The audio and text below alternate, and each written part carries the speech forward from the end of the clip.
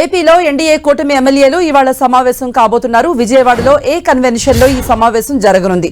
ఉదయం 9:30 గంటలకు ప్రారంభమవుతుంది ఈ సమావేశం.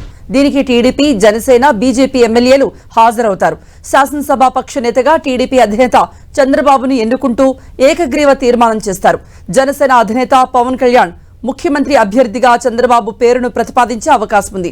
టీడీఎల్పీ నేతగా చంద్రబాబును ఎన్నుకున్న తర్వాత గవర్నర్ జస్టిస్ అబ్దుల్ నజీర్ ను కలిసి ప్రభుత్వ ఏర్పాటుకు ఆహ్వానించాలని కోరనున్నారు. ఇవాటి సమావేశంలో కూటమి తరపున శాసనసభ పక్ష నేతగా చంద్రబాబును ఎన్నుకోబోతున్నారు.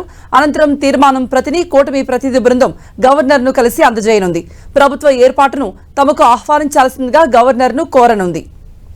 ప్రభుత్వ ఏర్పాటుకు చంద్రబాబును ఆహ్వానిస్తూ గవర్నర్ నోటిఫికేషన్ విడుదల చేస్తారు.